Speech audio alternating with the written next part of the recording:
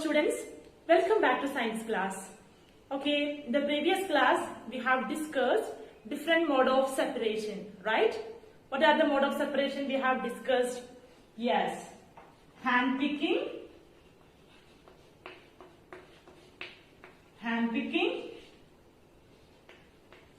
sieving,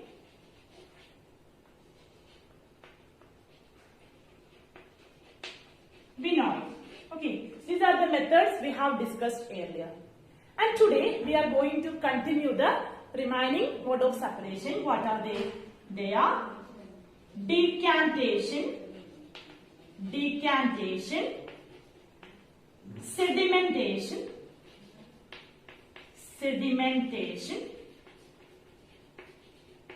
and filtration. Okay. Sedimentation, decantation and filtration. Okay, students, in this module you will learn to separate mud from muddy water by sedimentation and separation of clean water by decantation and filtration. Okay, here you can see a muddy water. Muddy water means a soil is mixes with water, which is called muddy water. Okay, let's see what are the apparatus or what are the requirements for this experiment. Okay, 2 beakers, a sample of muddy water, a tea strainer, a piece of cloth, a funnel and a filter paper. Okay, when the heavier components in a mixture settles, this process is called sedimentation. Okay, I hope you understood what is sedimentation. And the second, the process of removal of water above the sediment is called decantation. Finally, the separation of finer impurities from the decantate using a filter paper is known as filtration. This is the major principle. Okay, first let us check the muddy water and let's keep it for some times. Allow them to rest. So after some times you stir it. So again you keep it for rest. Can you see mud has settled at the bottom? Yes. What is that? Yes, that process is called sedimentation. Okay, now just pour the decantate. Now pour the clear solution into another beaker. Okay, so that pouring solution is called a decantate. You pour the clear solution which is called decantate. So after that use a tea strainer and you just strain it. Here you can see any changes when you use the strainer over there? No, this strainer is not capable to remove the impurities, right? Yes, just keep it for some times. Let them settle it down. Okay, so this tea strainer is not capable to remove the impurities which are present in this beaker. So let us check it by using another piece of cloth. A cotton cloth you just brought, a fine cloth. So through there you have to pour the decantate. You pour the decantate through that cotton cloth. Then also this is not clear. This is not pure.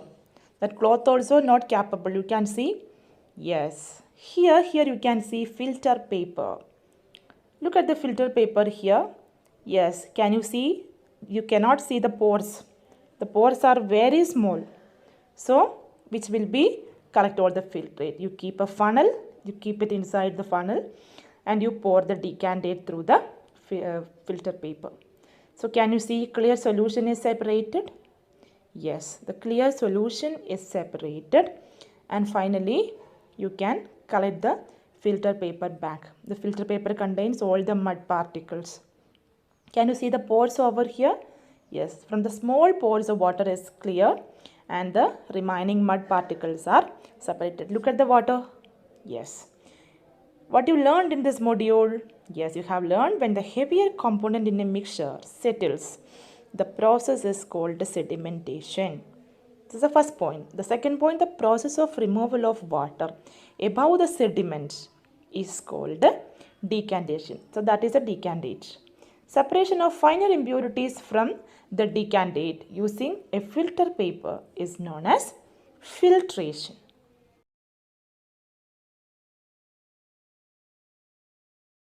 Evaporation is the process in which liquid gets converted into its vapor. Look at here, if you have a solution like salt and water or sugar and water, etc., you can use this separation technique. Okay, evaporation can be used to separate solids dissolved in a liquid. Example, what are they? Yes, the examples like salt from salt water or salt from sea water if you want to separate salt. Okay, so if you want to get a salt, you can have the evaporation process. So what is evaporation? Evaporation is the process in which a liquid gets converted into its vapor. Okay, and let us go to detail how evaporation can be done. How seawater is, from the seawater, how the salt is obtained. Let's go to the activity. Okay, look at here. A seawater is allowed to stand in a shallow pits. So water gets heated by sunlight and slowly turns into water. Okay, look at here. This is a shallow pit. Okay, so the seawater is allowed to stand the shallow pit. So water gets heated by sunlight and slowly it turns into water vapor through evaporation. So sunlight is available. So slowly the water molecules gets evaporated. So within 2-3 days the water evaporates completely and leaving behind the solid salt. The salt is remaining that we have to go and take.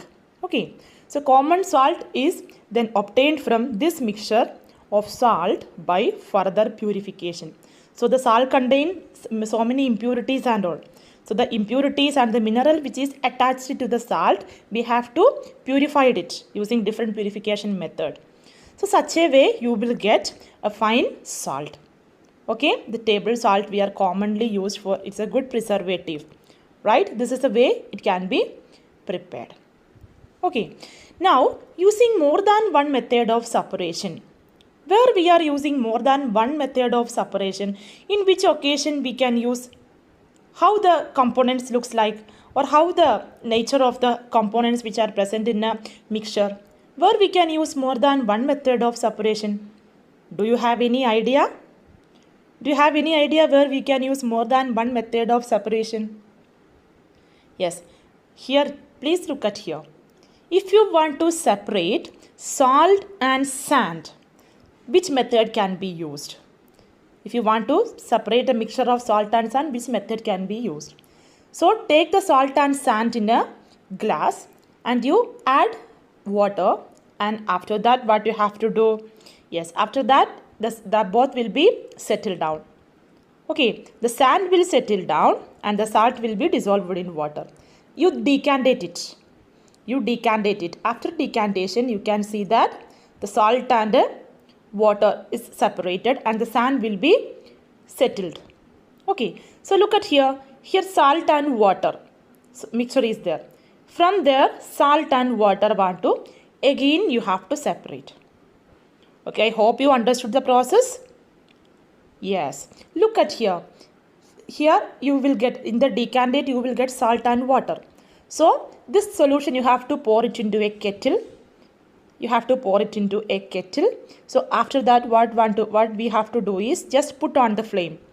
Just keep on heating. So after that you can see the water molecules.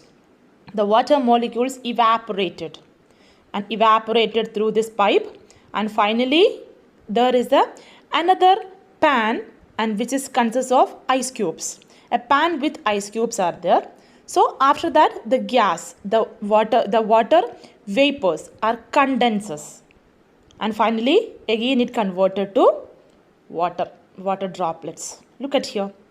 Yes, so what you observed? So from the salt and water mixture, the salt remains at here itself and the water gets evaporated, and the evaporated water is again condensed to pure water molecule. Okay, look at here. What we did, look at the flow chart. Salt, sand and water we have to separate it. Which method you have used? Sedimentation and decantation you have used first. And sand is separated. Right? So after that, what you obtained? Yes, using evaporation and condensation, the salt and water is obtained. Right? The salt and water, they kept it for evaporation and condensation. Finally, you got salt and water separately. Okay, I will repeat it again for the better understanding. Evaporation and condensation both are opposite in nature. How?